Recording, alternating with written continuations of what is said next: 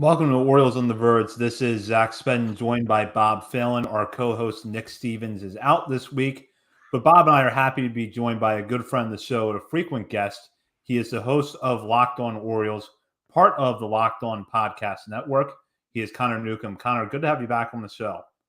Yeah, it is great to be back, becoming the regular thing in March. You guys come on, we do the minor league draft. I come on here, we do the predictions, and we get the cross pollination. Hopefully, of if we're still at the point where somebody listens to one of our shows and doesn't know about the other one, we can continue to grow that audience. Yeah, absolutely. It's nice to have these yearly traditions now as we get further cemented into Birdland, and it's a lot of fun, especially as the team's getting better. So the way it's going to work this year is we're going to split our predictions up into two episodes. We're going to start in this episode with a look at individual player performances. So if you've listened to our shows in the past, you know we always do over-under on player statistics. We're going to have that, and we're also going to try to guess debuts for certain prospects as well in this part of the episode. Part two is where we're going to focus on the Orioles as a team, where they will finish in the standings, how far they will get in the playoffs.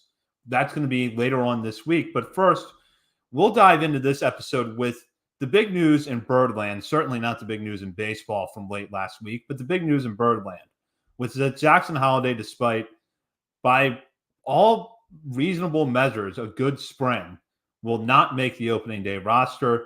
He's going to head back to AAA Norfolk for the time being. And Connor, we're going to throw out the first prediction here, which is when will Jackson Holliday make his major league debut? But as you make your prediction, give us your thoughts on the Orioles' decision to not put Holliday on their 26-man roster to start the season. Yeah, I definitely won't go as deep into my 30 minutes of this as I did on Monday's episode of the Locked On Orioles podcast. So if you want even more, you can check that out. But in terms of prediction for when he's here, I mean, you never know what kind of threshold the Orioles are going to set for plate appearances against lefties and innings at second base after the things that Mike Elias has said. I'm going to guess somewhere very close to when Adley came up. Now, that was a different circumstance because he did have the tricep injury that pushed him back a little bit, but I'll say something like May 20th. I don't have the schedule in front of me. It'll most likely be a home game, I would think. So the closest home game to May 20th is going to be my prediction. I just think at that point, like, you're looking at least 6 weeks in the minor leagues that can give you some sort of, benchmark for plate appearances, especially against lefties, some sort of benchmark for playing second base, some sort of just getting more plate appearances in AAA in general, because he's only got 91 so far. And those were the big reasons why that Mike Elias stated over the weekend, why they decided to send him down to AAA. I mean, if anyone follows any of my content anywhere, I've been pretty clear how I feel about this, which is that I thought Jackson should have been on the opening day roster. I actually think I was less upset by this than I was with Grayson Rodriguez not on the roster last year. And of course, Rodriguez, when he did get called up kind of in emergency form, did struggle, went back down, and then became one of the best pitchers in baseball in the second half. But I just feel that, and I understand the arguments of, he didn't look ready at the plate. He wasn't maybe ready against lefties. He needs more work at second. Like, I get all of that. And I even get the thought of, can you play Jackson Holliday every single day on this roster right now? I think yes, but you could argue no. But the base of my argument is Jackson Holliday is one of the 13 best players that was in Orioles camp.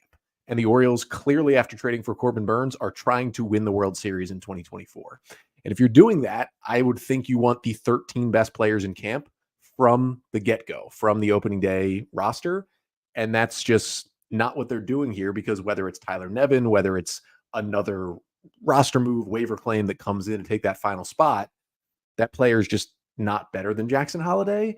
And I get that there's more to it about his readiness and the roster fit and all that stuff, but I want to see the best players out there. And as a fan, I've said this too, I want to see Jackson Holliday run down the orange carpet. And I want to see him from day one being as good as he can be, because he's going to be a special player. Good answer. First off, it's spring training's over. I got to switch the hat real quick. I know this isn't the official hat either, but yeah, I was genuinely surprised when the news came out that Holliday was being reassigned to minor league camp, because we've been saying, just reading the room, the vibes, the comments, it seemed like he was going to have to play himself off of the opening day roster. And he obviously did not do that. Crushed a home run off a lefty. But other than that, I think he struck out in 9 of 15 at bats against them. So, I mean, I think the Orioles are scheduled to see 4 or 5 lefties in the first 2 series against the Angels and Royals, which leads me to my prediction for when Jackson Holliday is going to debut. It's going to be Tuesday, April 9th at Boston. You can extend Jackson Holliday's spring training into AAA season by about 2 weeks. And if he comes up before the 15th day or 16th day of the season, if he's caught up, he can still be eligible for the Rookie of the Year bonus pick and all that stuff. Because I think last year when Grayson Rodriguez didn't start and then came up with the injury due to Bradish, he became eligible and got his full season of service time, because there's a rule if you're up before the 15th day of the season, then that happens. So I think that Tyler Nevin, he's going to have a nice little 6-game stint with the Orioles and be replaced by Jackson Holliday at Boston, or maybe a 9-day stint for Nevin at Boston on the 9th of April. And honestly, I was more upset after I saw the news that since Holliday didn't make it, I thought for sure Coby Mayo would have made it with his awesome spring and the way he's looked, but he's not far behind either. So I think we'll be okay in the end. I just wanted to jump in and give a date. May 18th is like the closest home game that would make sense. It's a Saturday 4:00 game against the Mariners. There is a Friday game at home, the 17th, but that is, I believe, a big giveaway day. And I feel like the Orioles would want to spread out all that stuff for the maximum ticket sales as well. And a Saturday game is always good. So give me May 18th for my official prediction. And I randomly have tickets to that game because of my flex plan. So, hey, I wouldn't hate that too much. So first of all, I like that you guys are kind of divergent here, where Bob is going early in the year where he could possibly get the extra, get the Orioles to draft pick. That's something I could see the Orioles maybe deciding, not to mention you have to account for the possibility we saw Grayson Rodriguez last year, where there's an injury that forces him to arrive sooner than expected. And then Connor has that being a little bit later. I'm closer to Connor, and in fact, I'm going a little bit further than Connor is into the season. I'm going to say May 31st, which is a Friday night against Tampa Bay at home. And the reason I'm going with that is that the best baseline that I can give for Jackson Holliday is Gunnar Henderson. Henderson had 295 plate appearances at Norfolk before he was promoted to the major leagues. Holliday, by comparison, as Connor mentioned, has 91 at AAA. Last year, he had 259 plate appearances at Bowie, and it took him about a month and a half to get to that number. So roughly the same time frame would take him into mid-May. The burden of having to get as many plate appearances against left-handers as possible, not to mention the innings at second base, and the way the Orioles' home schedule falls, where they've got a long road trip from May 20th through the 26th, then a series against Boston to start off after that at home. I think they push it out a little bit further, so I'll say May 31st. And as for my reaction, I was surprised. And while I get the reasons why the Orioles left Holliday off the Major League roster, the fact that he's not on there after the spring he had kind of makes me question what his chances actually were going into camp. Yeah, I wonder if they were expecting, because you can't go into spring training, I guess, expecting everyone to stay healthy. Maybe they expected him to maybe need to be on the opening day roster. But if everyone was healthy, this must have been the plan all along. Now time will tell if it's most likely at least partially service time manipulation, but time will tell if it's like, hey, we're facing lefties, let's get creative, maybe a little too creative for the beginning of the year, or if it's going to last longer. Yeah, I know that Sig Mejdal is not the person that ever wants to talk to the media, and I think that's a little bit of why he might never become somebody's main GM or president of baseball ops. But I wonder if maybe Eve Rosenbaum can get in Mike's ear and just be like, look, some of the things you say, you don't have to say. Like, they're not actively harmful, some of the things he says, but it's just like, you don't have to continue putting these expectations out there. They're coming from you. You are the guy that people are looking for to make these roster decisions.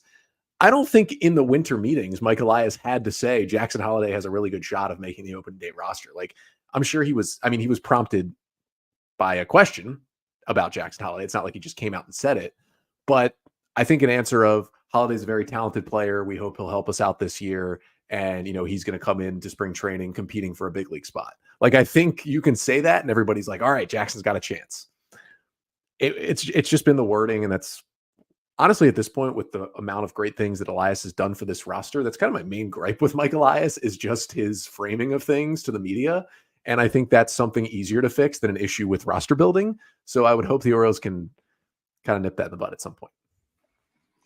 Yeah, if that's our biggest complaint, though, that's honestly not too bad.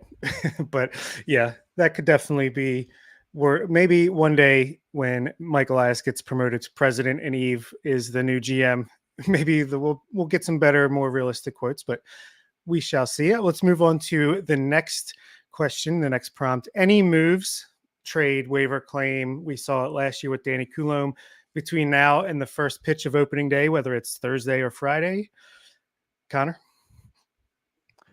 I think yes. I think one of the reasons why, despite processes of elimination telling you which 26 players the Orioles will go to Baltimore with, I think the reason why we haven't, not only have we not gotten the official opening day roster, which most teams, I don't think any team has put out their official roster yet. That's not an Orioles specific thing, but we haven't even heard like Ramon Arias has been told he's made the roster. We haven't heard Jacob Webb or Keegan Aiken have been told they made the roster, even though you look around and you're like, well, there's only 8 relievers left in big league camp. So it's got to be these guys.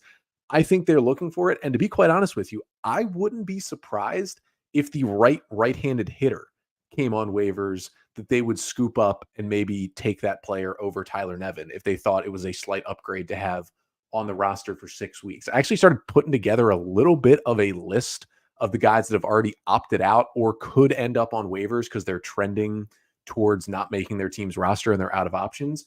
It's not a full list yet, but there's some interesting guys like Birch Smith and Luis Perdomo and Drew Pomeranz and Brent Honeywell and Johan Ramirez, who are just like some interesting relievers who, if one of those guys did end up being the final guy in the bullpen, like it would be an intriguing arm for the O's. I think definitely it'll be at least one pitcher or hitter, and it could be a pitcher and a hitter that they pick up and add to this roster before opening day.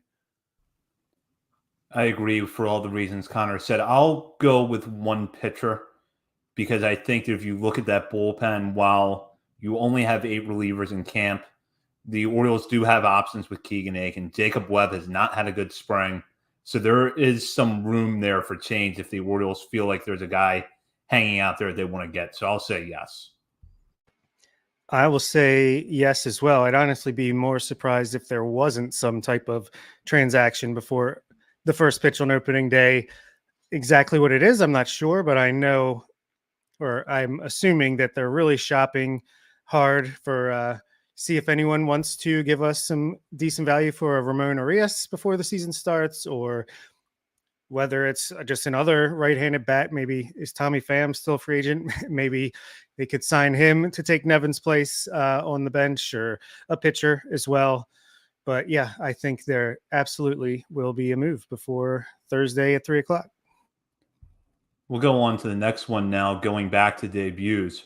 Who will debut first this season, Jackson Holliday or Coby Mayo? I'll start with Bob. I think it's going to be Coby Mayo. I think, like I just said, Ramon Arias being shopped, I'm assuming it. There wasn't not a lot of like affirmation for Ramon Arias being on the roster to start the season, and honestly, there still really isn't. I think that they're going to try their hardest to trade Ramon Arias and open up a spot for Coby Mayo. I think he had an amazing spring offensively, defensively. He's ready. He's as ready as can be. He's a little bit blocked at the moment, but whether it's a trade or an injury maybe early in the season, and to kind of hedge my bets with my previous prediction with Jackson Holliday, and maybe he lasts longer like you guys are saying, then I definitely think it would be Coby Mayo in that case. So yeah, give me the surprise third baseman of the future. Yeah, I'll take Holliday. I just think in the order of operations, prospect-wise, he's going to come up first. Now, one of my bold predictions on my show was that Coby Mayo would actually be the Orioles' best rookie this year, so it would be helpful for that prediction if he came up before Holliday and started accruing those stats. I do think that if Holliday is early to mid-May, Mayo would be more like early to mid-June. and they'll just kind of ease in the infielders. It's kind of something similar that they did last year where Westburg came up first, and then they got Cowser to the big leagues, and then they got Kjerstad to the big leagues, and they kind of eased them each in a little bit and gave them each a little bit of time where, and Brandon Hyde even talked about it. He was asked about it a lot last year and kind of said, listen, I don't want to have too many brand new guys come in at one time and have to, parse through the lineup there with a lot of rookies at once. And so I do think it'll be one after the other, about a month in between. And I just think just with the prospect pedigree, it'll be Holliday before Mayo. Oh, also just to add on to my prediction, if they trade Ramon Urias, whether it's before the season starts, soon after, or like I was saying with Holliday, if Mayo comes up before mid-April, he'll also be eligible for Rookie of the Year draft pick.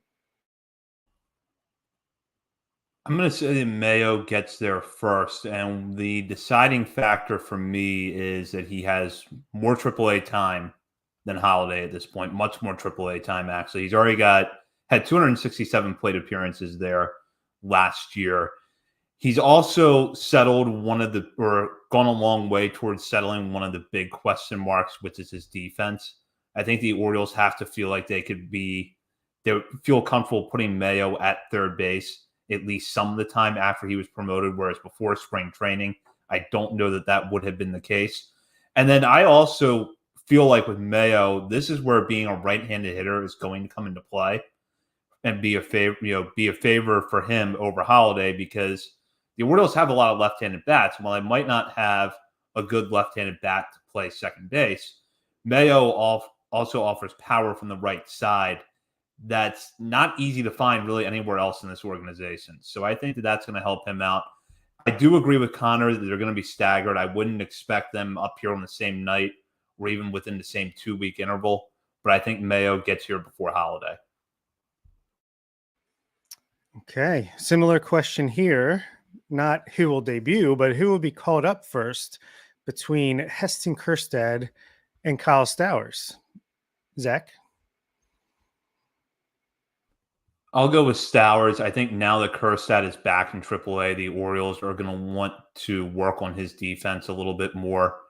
And while Stowers is not significantly better than Kjerstad in that regard, he is a little bit better.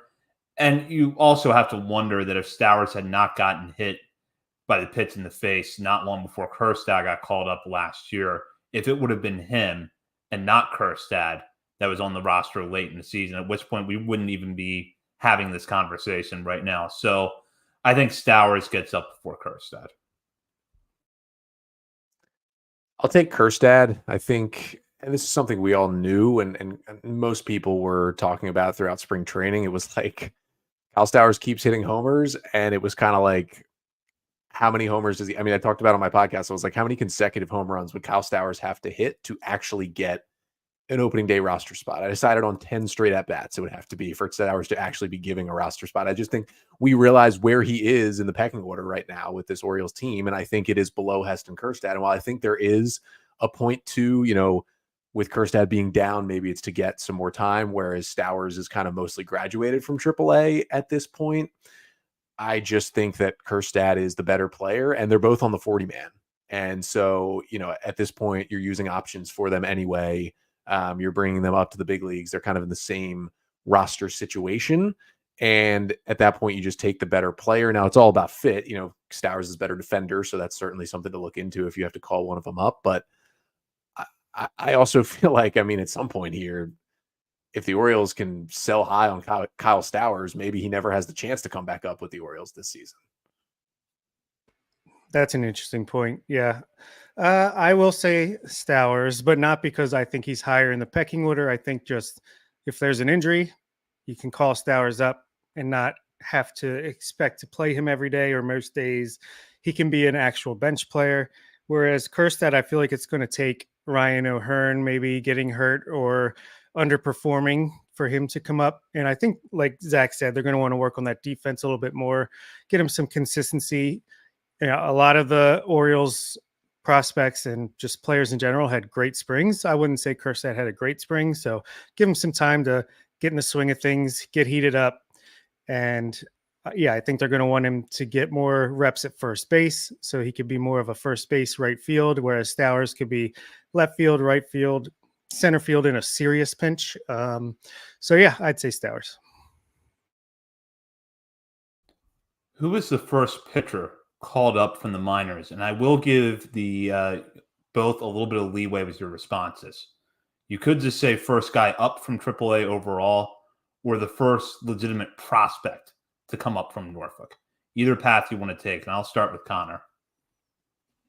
Can I take both? Can I get an answer for Sure. both? Because I think they're different. Because the prospect one is much more fun to talk about. The pitcher one's just kind of a guess. It's like, which guy with options are they going to call up when they need an arm? I'm going to say that the first guy we see is Nick Vespi. And I think that is because what we saw from him last year, I think, was really intriguing what the Orioles did with Nick Vespi last year. They started to stretch him out in Norfolk, and it never became a point where he was a starter, and I don't think that's going to happen. But remember, he had multiple appearances in the big leagues where he went 2 innings plus with the Orioles, and he had many more in AAA, like the month before they started doing that in Baltimore. So I do think, and maybe it's not those first 3 weeks because the O's have so many off days, they could use Irvin or Wells as a long man in a pinch, because they have so many off days. But we get into late April, the O's get in a weird spot, Dean Kramer has to leave the game in the second inning. Something happens with the bullpen. The off days are over. You need somebody who can just eat some innings in a game.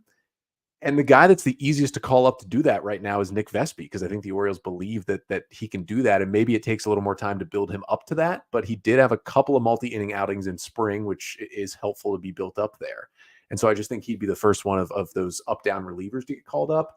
In terms of the pitchers that we'd be, I think, a little more excited for, I'm going to take Chase McDermott. I actually think that none of the three of them will have like a gigantic innings-wise impact on the team this year, but I do think the three being Armbruster and Povich and McDermott, I do think that McDermott will have the biggest impact and will also be up the earliest, because I think sometime after the All-Star break, the Orioles just say, throw him in the bullpen, do the DL Hall plan, like let's let it rip out of the pen, and I think that could be a lot of fun. Yeah, I completely agree with that aspect of it. I have two different answers as well. I know I just said in our mailbag that I think we all did that Armbruster would be the first guy up out of those three, but man, did McDermott look really nasty this past week at the tail end of spring training. He looks pretty ready to contribute in some way or form. So yeah, I'll go with Chase there. And my head says Brian Baker for the pitcher that's not a prospect, and my heart says Albert Suarez, just because I absolutely loved what that guy showed in his time in spring training, and I want to see what those fastballs in the upper 90s look like in the majors during the regular season. So I'm going to go for the first non-prospect called up. I'm going to say Vespi for some of the reasons that Connor mentioned, and the fact that he's left-handed, I think is going to help him out. And then for the first prospect, I'm going to go with Wanderson Charles, because I think that Charles' fastball is major league ready. It's just a matter of him locating that pitch more effectively. And I could easily see a scenario that the Orioles find themselves in the spot they were in last year with Yennier Cano, which is, we're down a few arms. This guy looks good in camp. He's got good stuff. Let's put him out there and see how he looks. And hopefully, much like Cano, Charles is able to stick on the roster after that. So I'll go with him. Very cool. And we kind of have these tandem questions. So kind of similar. Who's the first prospect positionally outside of the top six, which is Holliday, Mayo, Basayo, Kowser, Kjerstad, Norby, to get called up / make their MLB debut, if any? Maybe there's not one, but Connor? I don't think anybody below that list makes it. It's hard to even pick out like who it would be if there was one, because the depth at the top of AAA among the guys that are either have already been in the big leagues or are almost ready is insane. And when you look down the list of hitters in AAA, that's now starts with Jackson Holliday and includes Kobe Mayo, Heston Kjerstad, Kyle Stowers, Connor Norby, it's like, what spot would you have to be in for someone other than them as a hitter to get called up? So I'm going to say no. I mean, maybe something would happen where, I don't know, Dylan Beavers just put on such a show that he leapfrogged all these guys and made it to the big leagues by the end of the year. That would be the closest one, or like something weird happened where they needed Hudson Haskin to play the outfield. Yeah, I don't really have an answer here. I don't think anybody else will make a debut.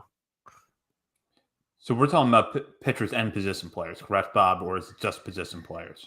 I said just position, but since we already included the pitchers in the previous question. Yeah. So out of position players, I kind of agree with Connor that I do think it's going to be a little bit tough for someone to crack that list, especially because, you look in a lot of the more intriguing hitters coming into this year, either in the lower levels of the system, guys like Mac Horvath, or they're at the upper levels and they're blocked. And so someone like Connor Norby. If I had to go a little bold here, I wouldn't be shocked if we saw Billy Cook in the majors this year for two reasons: speed and versatility. So you could bring him up as a pinch runner. You could bring him up to fill in for you at a couple of positions. I don't think he graduates. I don't think he comes anywhere close to that. But if he puts up good enough numbers in AAA and you need someone who can fill in around the infield or fill in at a few outfield spots for a week, Billy Cook wouldn't be a bad guy to call on. You took my answer. Billy Cook. He was my guy. I think he had a couple of nice at-bats late in spring training too. So I'm very curious to see how he does in Norfolk. And like you said, he could play second base, all the outfield positions. So if you need someone short-term, last minute, give Billy a call and he'll cook up something nice for you. I think for Cook too, I mean, he's already 25 and he has the tools, but at this point, it's like when he's 25 years old and he's not one of your tippy top prospects. I mean, he's outside the top 20, top 25, I would think, for most people, even in the Orioles system, just because the system is so deep. And so at that point, it's just like, if you identify him as someone that can help for 2 weeks, I don't think you mind kind of starting his clock, especially again, now that the Orioles are at this point where you're trying to win the World Series. How long will Ramon Urias be on the roster? We'll start with Connor. Oh, I mean, it could be like one more day, right? I mean, that's not out of the question. I would say, I think Urias survives. I did just say Kobe Mayo sometime in June. That kind of seems to be the flip-flop that would need to happen. So maybe till June. I don't think Ramon Urias will do anything that like causes fans to say, causes the more level-headed of fans to say we need to DFA him off this roster right now. Like, I think Ramon Urias is a perfectly fine bench player. But when you're looking around this roster and just, okay, you're looking for speed off the bench. You've got Jorge Mateo. Okay, you're looking at somebody who can come off the bench and play the outfield for you. You've got Colton Cowser. Okay, you need somebody to play multiple positions in the infield. Well, you've got Jordan Westberg. And so you're looking around at this team, and Urias is kind of odd because he's a reverse splits righty. So it's not like you can sit him in there against lefties and he helps you. And you have so many good left-handed hitters that it's hard to get him in the lineup all the time against righties. I really do love Ramon Urias. And I'll say sometime in late June, I think the Kobe Mayo flip and Urias is the casualty. And I do think what would happen is it wouldn't be a straight DFA. It would probably be a DFA. Someone cuts the line to get Urias and the Orioles get some cash. They get maybe a lottery ticket minor leaguer. He's also a player where he might be number one atop this list of more valuable to the Orioles than any other team. But I think once they think Mayo's ready, and as long as they trust Westberg to play those multiple positions in the infield, he becomes much less valuable to the Orioles. And I don't think he's a starting everyday level player in the big leagues. And it's like, what can you get in trade for a utility bench player who's at best a little above league average bat? Like, he's just like a really solid player for the bad Orioles. And now in the good Orioles, you kind of look around and you're like, he didn't do anything wrong, but I think by June that ship could have sailed. Exactly. Yeah, I think when you're a good team, 101 win team, you start poking a little bit harder and try to find the weakest parts of the roster. I think that's why Austin Hayes gets a little more flack than he probably deserves. Same with Ramon Urias. It's just because those seem like the places where we could continue to upgrade. I'm tempted to say he never even officially makes it onto the roster, let alone comes off of it. But yeah, I think before June 1st is a good call. I'm going the whole season. They haven't moved him to this point. I think that they have found a way to work up prospects when they think they're ready. They did this with Jordan Westburg last year. Jackson Holliday and Kobe Mayo are going to force their hand one way or another. And as we get into in the next question, I think that's how Mayo's roster spot is going to clear. And with Arias, I think that the problem with trading him is that for a lot of the reasons that Connor touched on, reverse platoon splits, right-handed bat. The thing that I would add on to that is that he is defensively best at third base, but he has a second baseman's bat. He just has a very weird profile. And I also feel like the Orioles would not be maximizing value for him because his defense at third base took a step back last year. So let him go out, get 350, 400 plate appearances, play at third, get the defense back up a little bit, and then in the offseason, maybe you get someone willing to give you a lottery ticket or a bullpen arm for him. But I think he's on the roster for the whole year. Yeah, I think he's still got 3 years of control. So like that could be appealing to a team. And he has been close to an everyday player for the Orioles before. And he has produced with the bat before. Like he is such an interesting player. Obviously on a rebuilding Orioles team, you're like, get this guy in there every day. Like, let's see what he can do. A lot of people think that like the turning point for the O's getting serious. I know a lot of people feel that jettisoning Jorge Mateo to wherever. But for me, it's like you can always validate Mateo on the roster because you're like, well, just wait till October when we put him into pinch run. He's going to win a game for us. Arias is also just incredibly slow for a utility player. Like utility players should not be in like the 10th percentile in sprint speed. I don't have it in front of me, but Arias is slow. Like he runs like JJ Hardy. And so I just worry about the maximizing the value. I think for Arias, that is actually the first roster test for Mike Elias and his crew of, are you willing to not maximize one player so that you can maximize another and the talent on your team? And I think at some point in the middle of the season, they're going to hit a crossroads with Kobe Mayo and Ramon Arias. And it's going to be like, do we want the upside and we want to get this guy who mashes baseballs onto our team is going to be a big future piece? Or do we want to continue to hold on to this guy because we can't get what he's worth to us on the trade market? And I think that is going to be a really interesting crossroads to see for the Orioles, because to this point, I mean, they've maximized everybody. They maximized Tommy Milone. So like, it's going to be tough for them to make this decision. I think that's going to be really telling what they decide to do with him.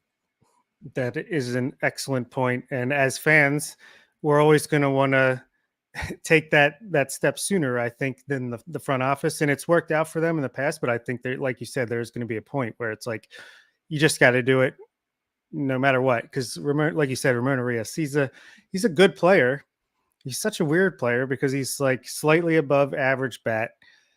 Like he has a good glove, but I don't know. Like just visually, it doesn't add up. I don't know. He's a weird player, but a solid player for sure. Like you said, he would fit in perfectly with the Hanser Alberto Renato Nunez Orioles. But yeah, good call there. And my question is along the same lines. How long will Tyler Nevin be on the roster? Start with Zach. I'll go a month. I think that he, with the number of left-handers the Orioles are going to be facing on the front end of the season, will get his fair share of opportunities early on. And if there's one thing we know with Tyler Nevin, he can hit AAA pitching, but Major League pitching has been a real challenge to him to this point. Nothing I have seen in spring training really makes me believe that he's going to take that big step forward. So after the first month where you've worked through this slate with a lot of left-handed pitchers, not to mention some weak opponents, and giving him the opportunity to see what he can do, I think they'll feel comfortable moving on. And, you know, there's also a scenario where he falls somewhere in the middle, where he's not really good, but he's not terrible either. And you could get something for him if you put him out on waivers. So I say a month. I think the reason they haven't announced he's on the roster is because they're going to bring in a different right-handed hitter for a month. So I'm going to say 4 days from now, but 0 days on the actual active roster on opening day. I mean, and I love Tyler Nevin. Like I have been a huge Nevin supporter And he had a great spring. Like, kudos to him. The Orioles went back and got him. I don't know. It's not connecting in my brain that we've gotten to this point that Nevin's going to make the opening day roster. And it's nothing against him. It's just, I can't believe we're here. And I think, like, again, I talked about it earlier with the roster. Like, you look around and you do the math and you say, okay, there's nobody else in camp. Why haven't you publicly told this guy? You publicly told all the other guys that are on the team. I think it's because Elias is still shopping.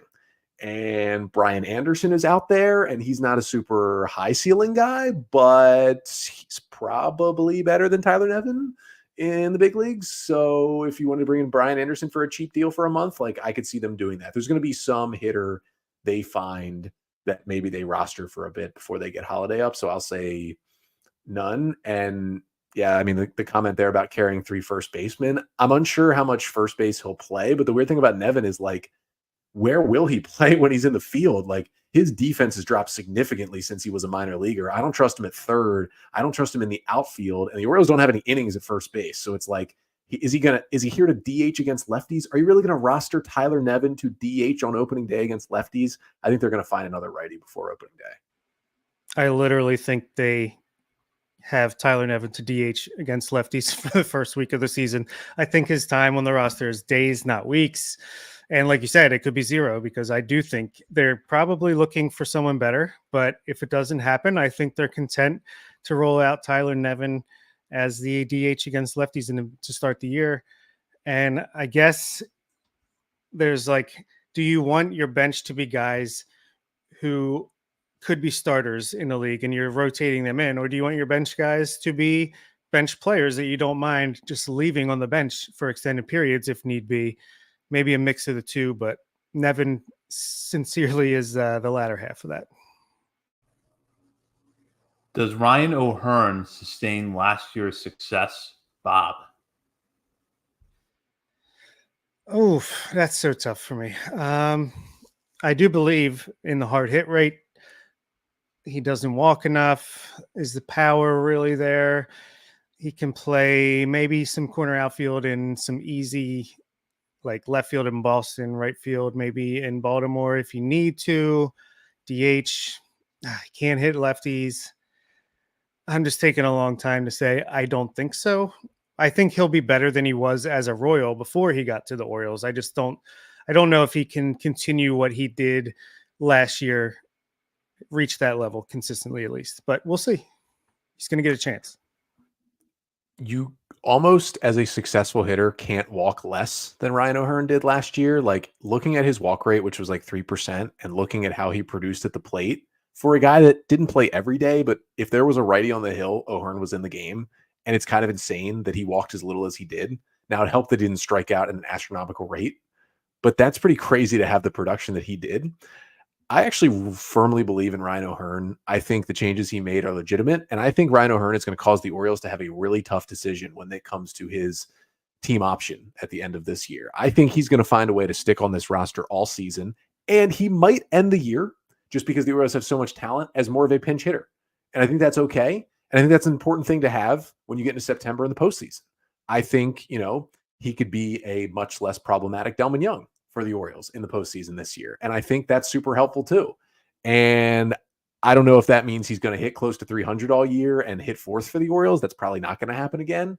But I think he's well above what he was in Kansas City. And I think he'll be good enough to stick with the Orioles all year and still be a guy who, I mean, I felt like this last season. When Ryan O'Hearn came to the plate in a clutch situation, I was like, I feel good about him more than probably 50% of the team, if not more, that he's going to come through for the Orioles. And I think that feeling can continue through this season.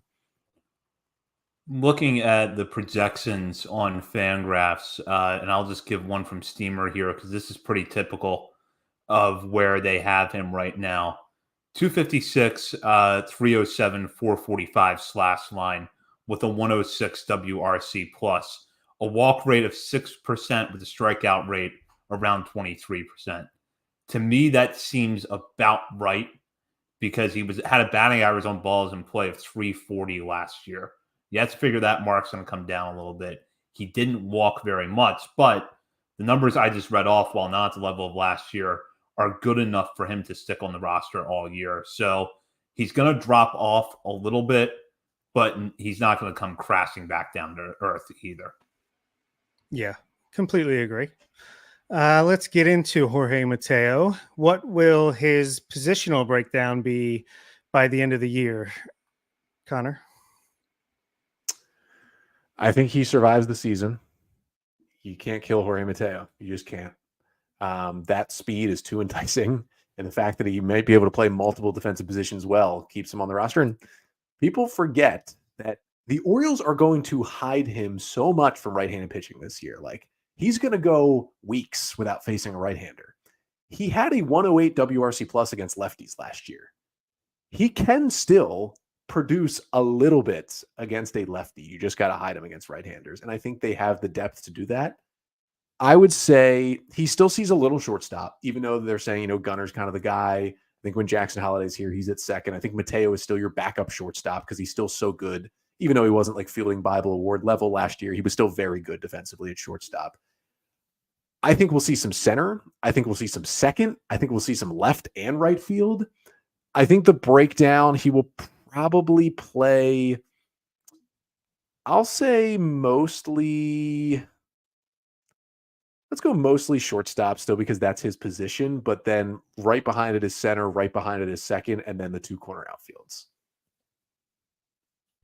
I'm going to agree with Connor on every point. He does stick on the roster all year. I think he moves around those positions. I'll say shortstop the most, center field second base third, and then left field third just for the speed, or fourth just for the speed factor, and then right field after that. I don't even need to answer. You guys nailed it. So spot on. All right, this will be our last prediction prompt before we wrap up this episode with the over-under section of this. So in this one, breakdown of games started for Cole Irvin, Tyler Wells, John Means, and Kyle Bradish. I'll go with Bob to start this one. I will say 5 starts for Cole Irvin before John Means takes over. Maybe I'll say 8 because maybe he gets a few later in the season as well. I'll go to John Means from there. I'll say 22 starts for John Means. Tyler Wells, I'll say 15 starts. And Kyle Bradish, I'll say 20 starts. I'm going to go pessimistic here because it's protecting my feelings. I'm going to say 2 starts for Kyle Bradish. And I think that is a comes back and it's not going as well as we thought situation. That's just setting me up to be pleasantly surprised, hopefully. But at least I didn't say 0. There's one point this offseason I would have said 0. We're up to 2. 2 might be worse, honestly. Yeah, no, it's 100% worse because 0 means, in 2 weeks they just put him under the knife. Whereas 2 is we're not seeing him until 2026. I will say Irvin, one of my bold predictions was Irvin makes close to 30 starts and we're not mad about it. So I'll say 25 because we're not doing bold predictions, just regular ones. I think he just finds a way to hang around in the rotation. Jordan Montgomery, there's a name. I will say for Tyler Wells, he bounces very much in and out and gets 18 starts. And then John Means, who knows what John means right now? I'm going to say 14 for John Means. I'm worried about John Means in a different way than I'm worried about Kyle Bradish.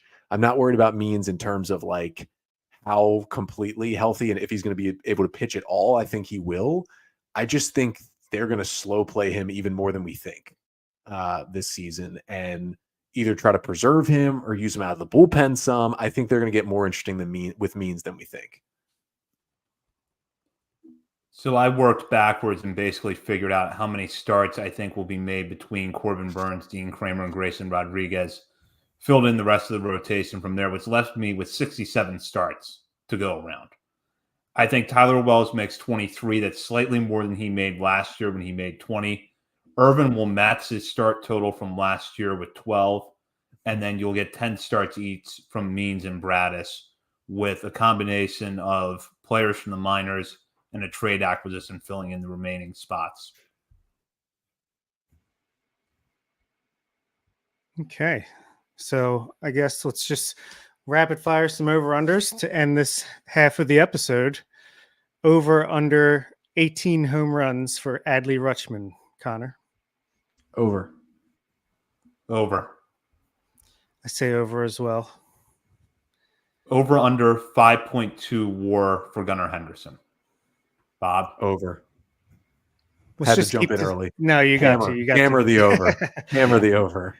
Yeah, I agree. Over. He's going to be in the MVP discussion. So Over for me as well. Oh yeah. Mr. 3030, Cedric Mullins. So we're doing a little stolen base home run total here. Over under 26 stolen bases and over under 18 home runs. Under 18 homers and over 26 stolen bases. Same for me. I'm going to say over for both. I think Mullins is going to have a nice bounce back season despite some people being a little bit worried. Over under 30 home runs for Anthony Santander.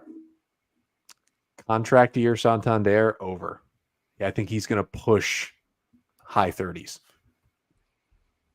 I will say a push. 30 exactly. I'll take the over. Ryan Mountcastle, 25 home runs. Under, but I think this season is his best overall statistically at the plate. I'll take 25 on the dot. Why not? I'll say slightly under. Jordan Westburg, 425 plate appearances. We might have to pull out the projection sheet for that one. Let's see. I'll say a little bit over. Well, the Zips depth chart projections are 427. And I'm assuming you pulled it from something like that. Or you're just a whiz, Zach, which could be definitely possible as well. 425 plate appearances. Under. I'll say under. Not a lot under, but under. Over. Austin Hayes, 550 plate appearances. Under. Over. Yeah, I got to go under. He's always hurt. Maybe this year they'll finally IL him instead of letting him play through it. Craig Kimbrell, over under 25 saves. Your stomach and your head and your legs and arms are not going to feel good after all of them, but I'm going to say over. Yeah, I agree. Over. Yeah. Corbin Burns, 3.50 ERA. Yeah, I mean, I'm pretty well on the Corbin Burns AL Cy Young train, so I'll take the under, especially I think Corbin Burns specifically, something about him, the way he's talked about arbitration, the way he's talked about the Brewers, him in his contract year with what the issues Boris had getting pitchers money this offseason, like Corbin Burns, I think is going to make sure he's getting $200 million next offseason. Under. I don't think it's even close to 3.5. It's well under. The projection was actually even a little bit higher than 3.5, but I agree. Smash the under. Despite the spring training stats, he seemed extremely happy with where he is at heading into the season. So Over under Grayson Rodriguez, 3.75 ERA. That one's tougher. I'll say slightly under for that one, which is still a very good season. yeah, I agree. Probably closer. I say in between 3.5 and 3.75. So like a little bit under. Under. Last one, Dean Kramer, 180 innings pitched. Over. 200 for Dean this year. Put it on the board. Over. I'm saying under. I think he'll have like 160, 170. That does it for this part of our predictions. Connor is going to join us for part 2 of this predictions, which is going to focus on the Orioles, what we think they're going to do in the regular season, if we think they're making the playoffs, and if so, how far they'll go. Connor, we're going to have a few days between episodes here, so can you tell our listeners what to expect over at Locked On Orioles? Yeah, Monday's episode that was out already went through all the roster moves from the weekend and the Jackson Holliday decision and my thoughts on it and why some things made sense that Mike Elias said about the reasons why and some kind of didn't. Tuesday's episode is kind of something that maybe doesn't fit when you're 2 days away from opening day, but it's one of the biggest parts of news in Birdland. Kind of a remembrance of the back and forth and complicated history and life of Peter Angelos will be coming out on Tuesday. And then Wednesday kind of gets you ready for opening day on the pod. Hopefully we have something close to an opening day roster to talk about. We will have a new owner, I believe, to talk about on Wednesday as well. And then Thursday after the opening day game, live recap episode to get the season started. I thought you were going to say Tuesday was in remembrance of Pepsi products at the yard. Yeah, not a soda drinker, but I will say if I had to, I'm taking Coke over Pepsi. So that does it for this part of our predictions episode. You can tune in later this week for part 2. In the meantime, you can check us out on our many social media channels, including Facebook, Threads, Instagram, X, TikTok, and be sure to head over to YouTube, subscribe to our channel. And as a reminder, if you're a member of our Patreon community, you can expect new bonus daily coverage later this week when the Norfolk Tides begin their season. You're not going to want to miss that. If you're not a patron already, sign up to become one. You can get a little taste of what it's like by joining our Discord community, which you can find a link to in our show notes. For Bob Phelan and Nick Stevens, this is Zach Sweden. You've been listening to Orioles on the Verge, part of the Believe Podcast Network.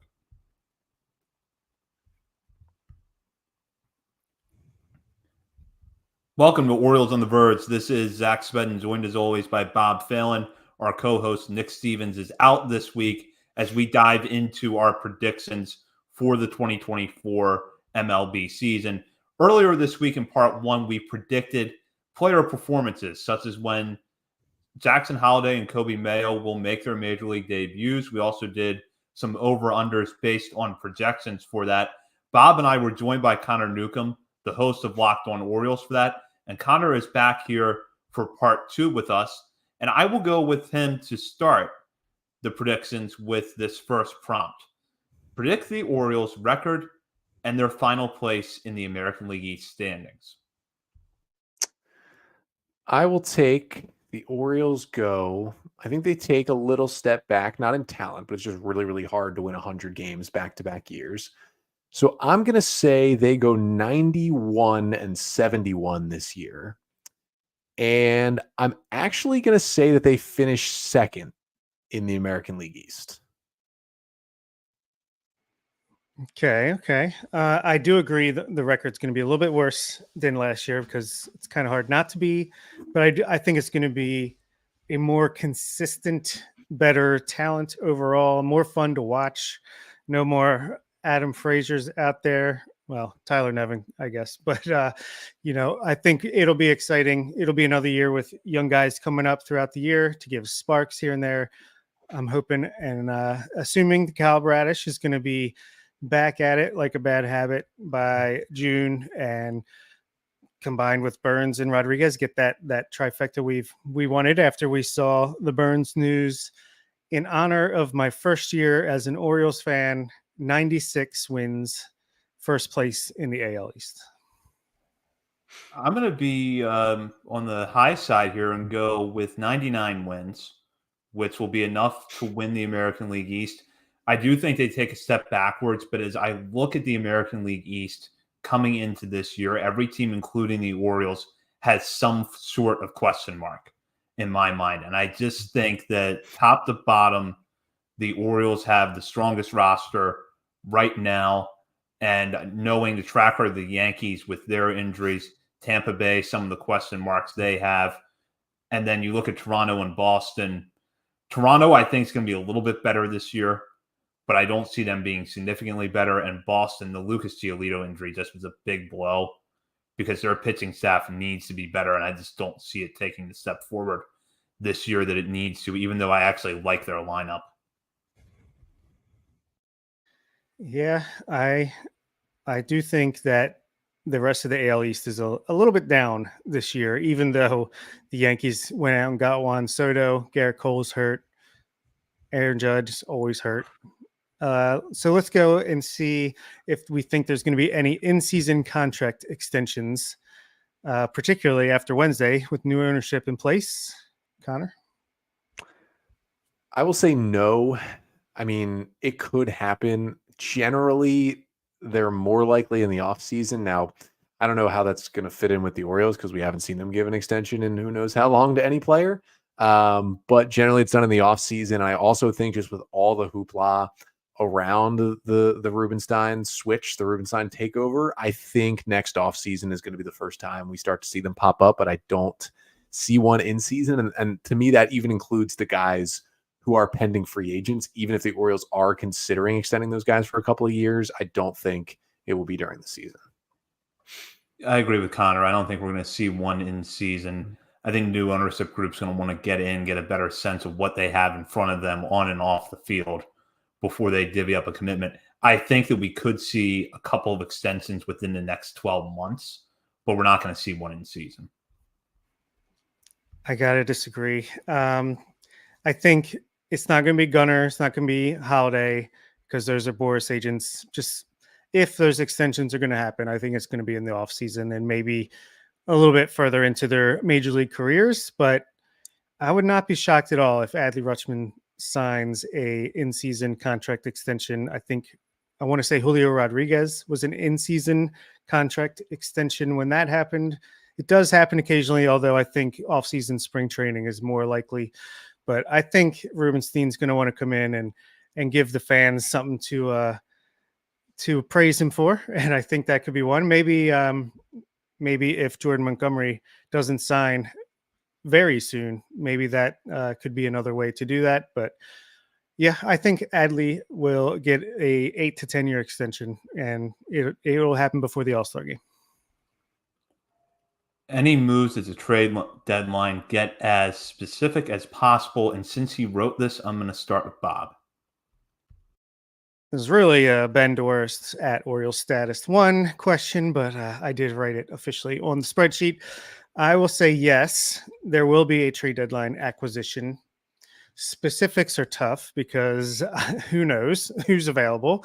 That's really, really hard to do. I do think they're going to continue to be interested in Jesus Luzardo as the season goes on. If he's available from the Marlins, I think there could be a play there if they're out of the mix.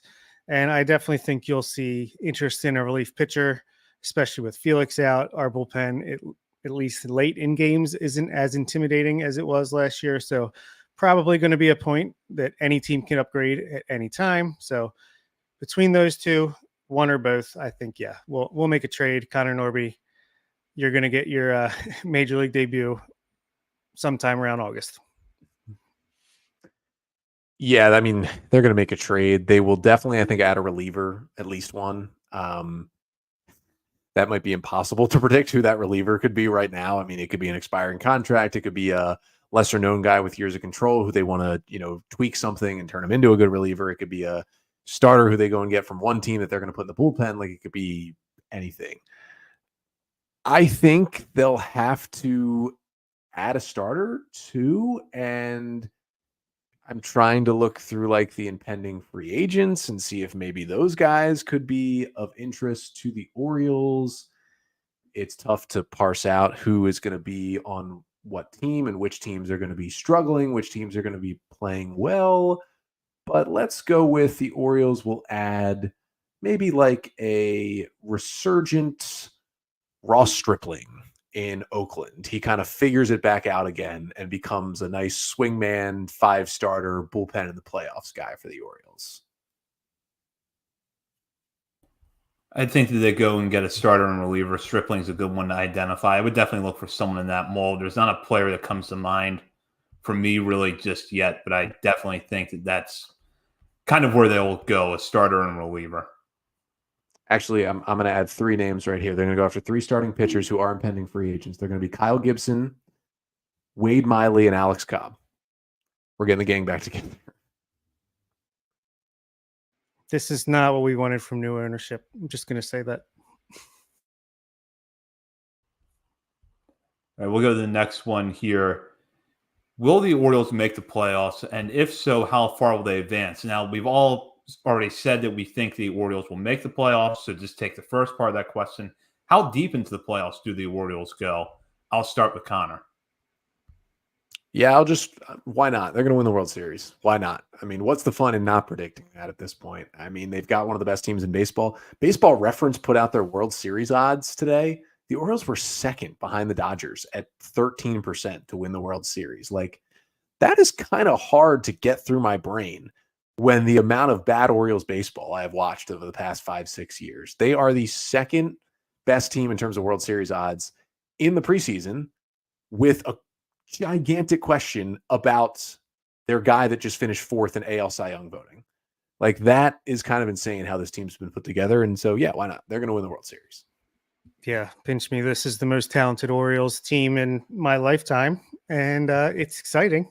It's days away now, so cannot wait.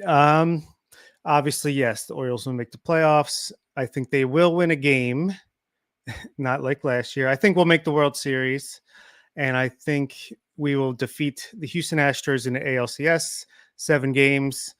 Mike Elias and company get their, revenge on their old home stomping grounds, and then play either the Braves or the Dodgers in the World Series. I mean, that's going to be tough. I'll say we lose in the World Series in 6 or 7 games, and that just makes the fire even stronger for 2025.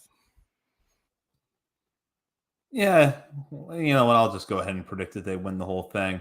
They'll defeat the Braves in the World Series, which is the easy thing to predict right now, but let's just go with that.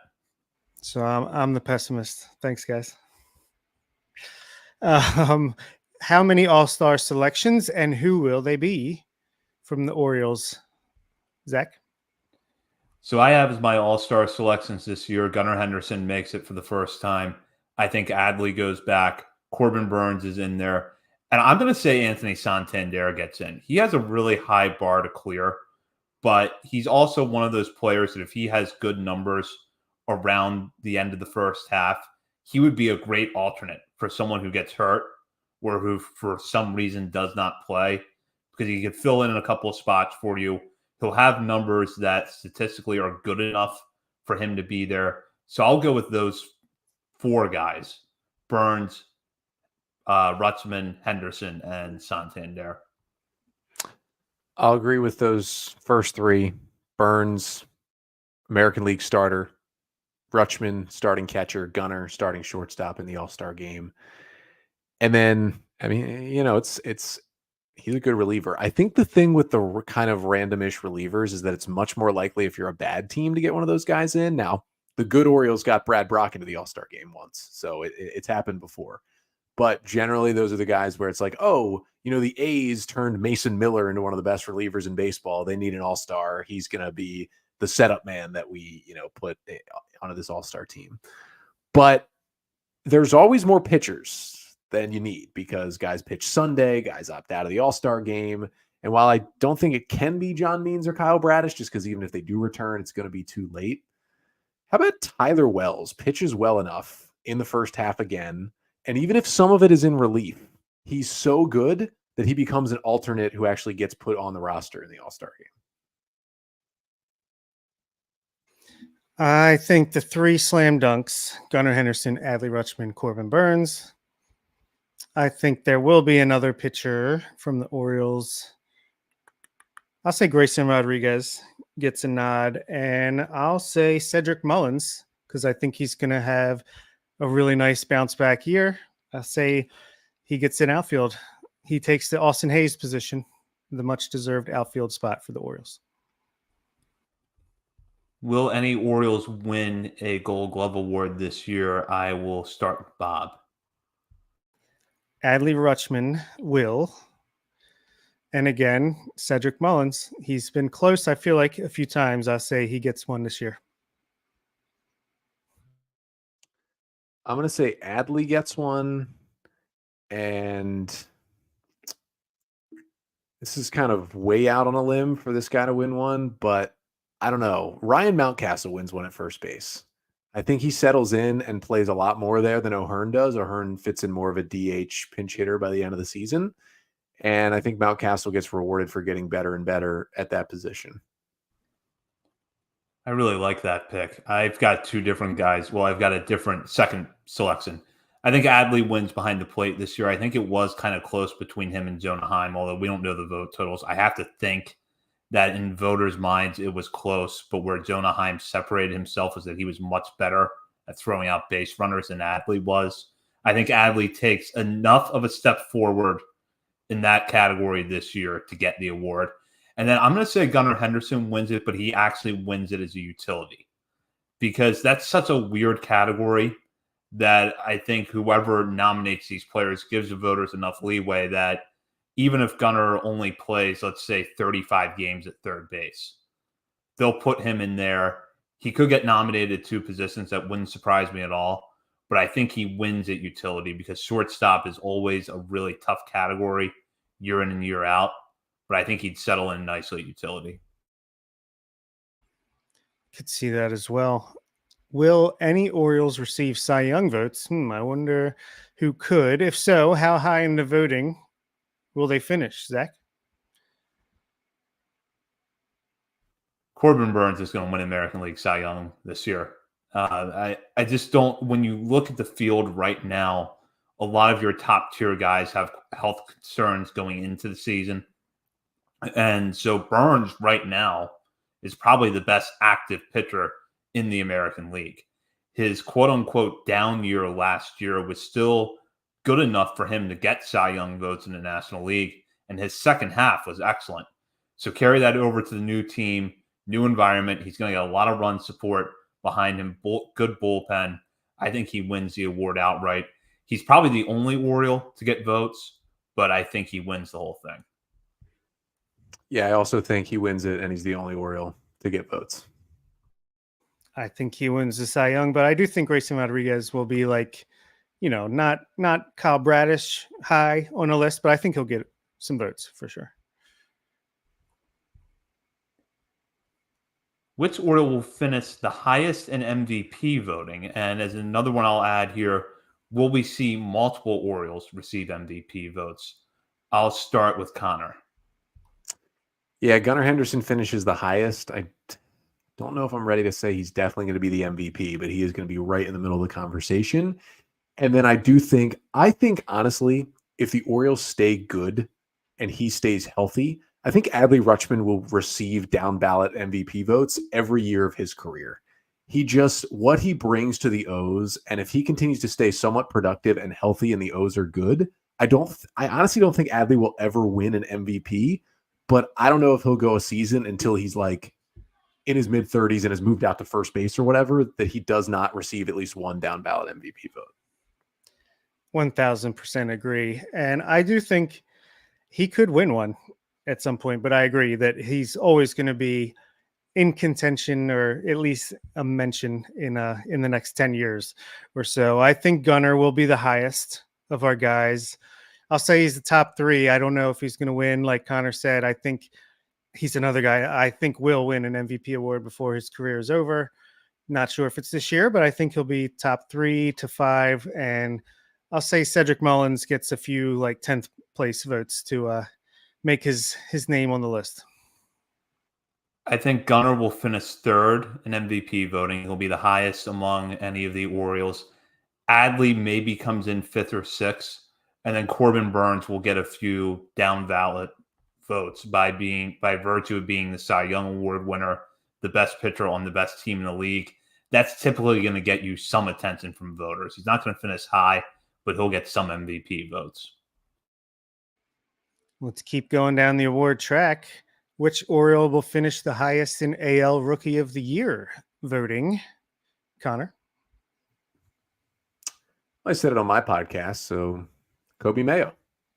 He does enough in 2/3 to 1/2 of a season that he doesn't win the award, but he ends up being the Orioles' best rookie. Nothing away from Jackson Holliday. He has a great year, but Mayo just puts on a show in the second half. I'm going to say that Jackson Holliday finishes 3rd. He'll have enough time in the major leagues to make an impression in voters' minds, and he'll get extra credit because of his age. And not that Mayo is old at 22, but Holliday, being as young as he is, will get a little bit of a push there. So I think Holliday finishes 3rd. I think that Coby Mayo and Colton Cowser will both receive votes, though. Yeah, this is tough because it's kind of a loaded year. I mean, you got Wyatt Langford, Evan Carter for the Rangers. Junior Caminero is going to come up at some point. Daryl Hernaiz making the opening day roster. Shout out to him. Love to see that former Orioles farmhand be eligible for something like that. Actually, he's probably not eligible for a draft pick for his team, but he is eligible for the award, obviously. Let's see. I will say Kobe Mayo as well, because I think he's going to get close to a full season of ball with the Orioles this year. And I think he'll be in contention for the award in the top 3. I think Kauser will receive votes. I think Holliday will receive votes. And I think Kerstad will receive votes. I think it's going to be a really strong year for the Orioles rookies, even if only 1 or 2 are going to be eligible for the award. But yeah, Kobe Mayo for me as well. Who will win Orioles team MVP? Start with Bob. That's tough. Easy answer is Gunnar, but I wonder if Gunnar could finish higher in MVP voting, but we consider Adley Rutschman the Orioles MVP. I think he'll win the Cy Young, and because of what he brings to the Orioles that they haven't had since Mike Mussina, Corbin Burns wins Orioles MVP. I'll go with Gunnar. I think that he'll just have statistically the best all-around season of any position player, be one of the best players in the American League. I'll go with Gunnar. Orioles Cy Young. I have no idea who we're going to pick, but Connor? I mean, it's Corbin Burns for the non-Corbin Burns Cy Young. I mean, I'll give the award to I'll give it to Tyler Wells. Not even as just a starter all year, but I think he's just so good in 3 different roles that he pitches in that he becomes like the Orioles' secret weapon on the mound. Corbin Burns, but then I think Grayson Rodriguez has a good enough year that we're maybe talking about whether or not he'll get down ballot Cy Young votes in 2025. Yeah, I completely agree with Zach. So I'll say Burns and then Grayson in the non-Burns division. Minor League Player of the Year, start with Connor. Ooh, because it's tough, because it can go to a guy who theoretically can go to a guy who like comes up in September. But I'm going to keep it to someone who is in the system all year. And I guess it's the easy answer then if you're going that way and just you give it to Samuel Basallo. But he's just going to be so good. He's just going to be so good, and I don't think he's going to debut this year. So when you combine those 2 things together, he might be the runaway winner of that award. Yeah, I think it is. I think he's the easy answer for a reason. I think he's going to demolish pitching at Double-A. Might face a little bit of a test in Triple-A, at least when he first gets there. But, man, I think on his way to being an unbeatable record up there with 21-31, the new number 1 prospect in baseball for the 4th year in a row as an Oriole, Samuel Basallo. It's Basallo, and that's even taking into account that he's probably going to be exclusively a DH for the first month of the season. I just think the numbers he's going to put up between 2 levels in the minors, I do think we'll see him in AAA this year, going to be impressive, and he won't make the majors. So, and typically the track record, at least in recent years, has gone more towards guys that spend the entire year in the minors. So I'll take Basallo.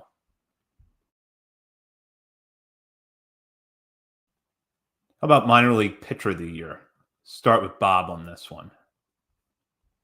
Yeah, this is tougher because, as we may have mentioned once or twice, this is the year of the pitcher in the minor league system for the Orioles. I will go with Luis de Leon, who I think is going to just really I think he's going to be a top 100 prospect by the end of this year. I think he's going to be like in that DL Hall category and just be like that electric left-handed pitcher. And I think there's a few other guys that are going to be in contention. I don't think it's going to be like a runaway like we've seen a couple years here in recent times, but I think that's who it's going to end up being.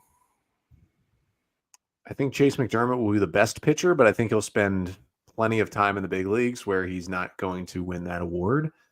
I think we're going to see a gigantic season out of Trace Bright.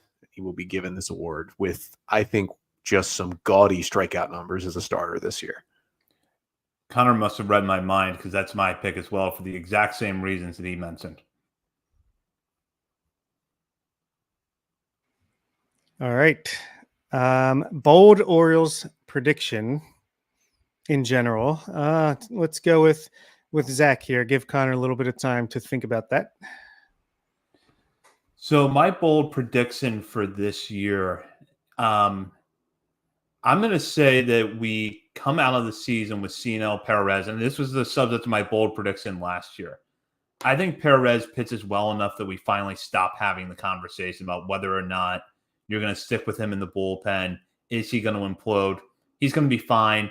He's going to emerge as one of the better lefties in this bullpen. And because the thing I always go back to is that before his 2022 breakout, he didn't pitch well in the major leagues, but his underlying data was really good. He always had decent strikeout numbers. He always had really high ground ball rates. So while 2022 was probably the ceiling of what you can get, there's still a middle there where he's a pretty dependable reliever. So I'll say a strong year from CNL Perez. I gave 6 bold predictions on an episode last week, so everyone can go check that one out. But I will give a 7th here. And my 7th bold prediction will be that we see just a full, healthy, consistent, productive season out of Ryan Mountcastle. And when we get to October, we are penciling him in 2, 3, 4 every day in that lineup, and even trusting him against good righties with crazy good breaking balls. And I just think as long as the vertigo doesn't crop up for him this year, we're going to see a Ryan Mountcastle that I think has not been forgotten. But with the amount of time he spent away from the team because of the vertigo last year, and with the production of Ryan O'Hearn and the ability of Santander to play first, and the existence of Kobe Mayo and Heston Kjerstad and even Kyle Stowers now in these power hitters, we're kind of forgetting that Ryan Mountcastle could be a huge piece in the middle of this order, and I think he will do that for the Orioles. I like that. I have 2 kind of. One, I've been talking about it all night, where I think my bold prediction is the Orioles are going to be a little more willing to have multiple young guys, rookies, prospects in the lineup. Mayo, Kowser, Kjerstad, Holliday.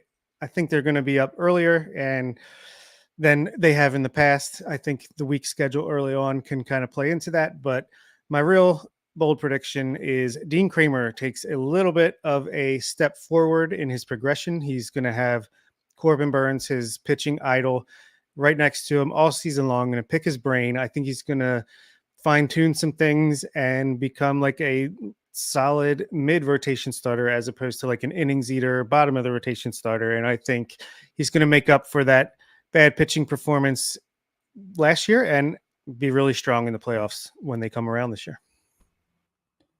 This next prompt is always one of my favorites on this show, and it's your bold prediction MLB wide. So just look at the 29 other teams in the league. What is your bold prediction? Start with Connor. I will say I'm not going to make it Shohei Ohtani related, even though I want to right now. That story is taking up I bet you most won't. of the real estate. That story is taking up most of the real estate in my brain. Anything baseball related that's not like Orioles roster crunch right now is Shohei Ohtani. I can't get enough of it. But I won't make a prediction there. That seems reckless. What are the odds something crazy happens there? I would say that my bold MLB prediction is that this year, not last year, but this year is the year that the Padres and the Mets actually live up to the expectations set for them last year. I think now with a lot of the pressure off for the Padres, they traded away Juan Soto and the Dodgers look like the greatest team ever in their own division. And the Diamondbacks just went to the World Series. And for the Mets, it's like, well, they got rid of Scherzer and Verlander. And what is this team even going to do? I think without all the pressure, those 2 teams get back into the postseason this year and become an actual force. Maybe not the force we thought they would be at this time last year, but a solid playoff contender. I will say no Yankees in the playoffs. And the Cincinnati Reds are this year's Arizona Diamondbacks, who sneak into the playoffs and make a deep run. I don't know. I won't say World Series, but NLCS and like on the verge, TM, of making it to the World Series? I'm going to go kind of with two different predictions here because I always cheat when I get this question. The first is that I think both teams involved in the Corbin Burnes trade will make the postseason. The Orioles, as I mentioned at the beginning of the show, will win the American League East. And while the Brewers won't be as good as they were last year, I still think that they're good enough to meet that low threshold for the third wild card spot in the National League. Last year, the third wild card team in the National League only needed 84 wins. And the Brewers lineup could be better than it was last year. Their pitching staff is worse without Corbin Burnes, but it's probably still good enough to compete, especially in that division. So I think the Orioles and the Brewers both go to the playoffs. And then for my other bold prediction, I think the Cardinals blow it up at the deadline this year. I just don't know that they did enough in the offseason to address some of the problems that they have.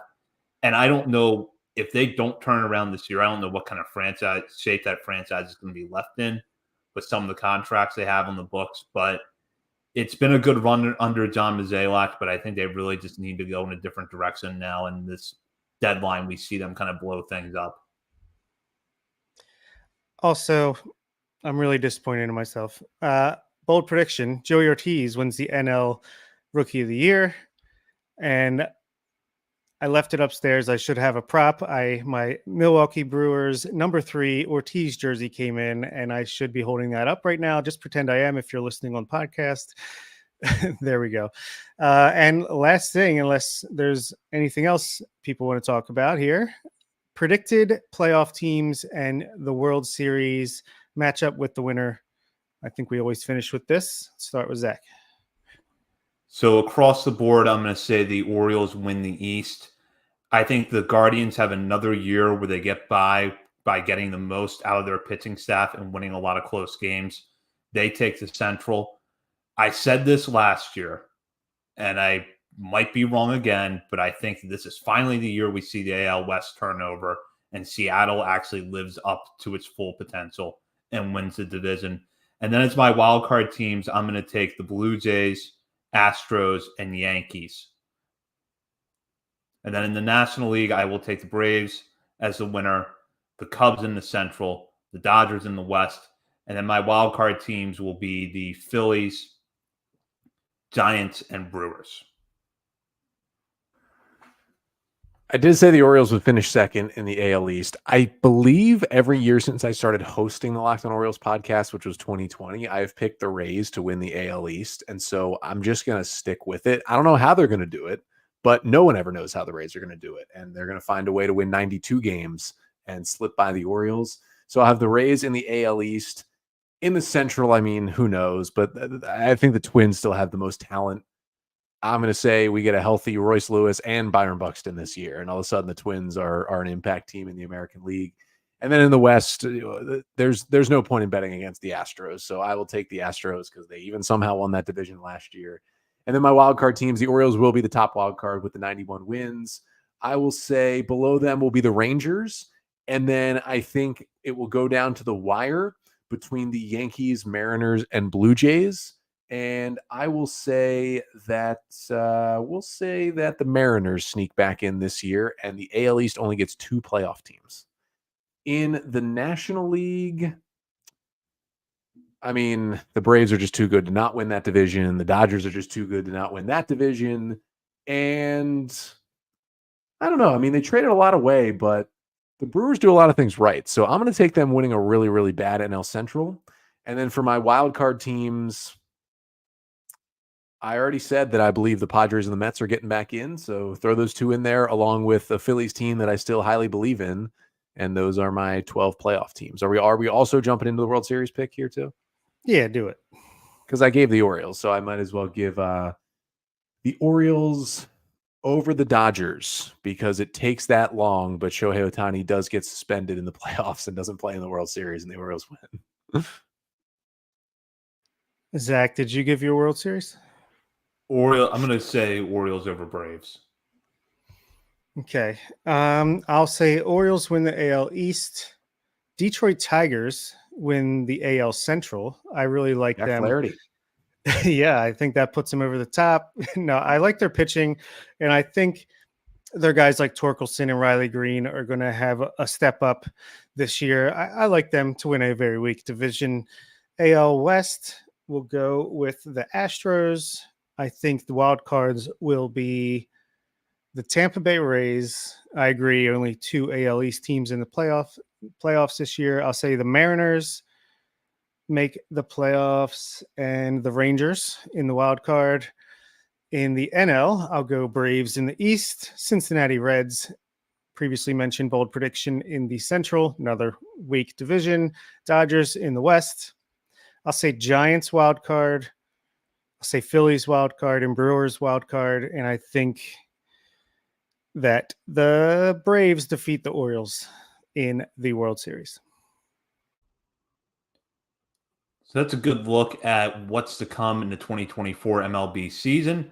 The Orioles set to open up this week, Thursday, weather permitting. If it's not then it will be Friday. So we're obviously looking forward to that here at Orioles on the Verge. And AAA starts same day. That's right. Jackson Holliday. We're going to get to watch him. So Connor Newcomb, the host of Locked On Orioles, kind enough to join us for both parts of this episode. So Connor, first of all, thank you for coming back on. And can you tell our listeners what to expect with your post-opening day coverage?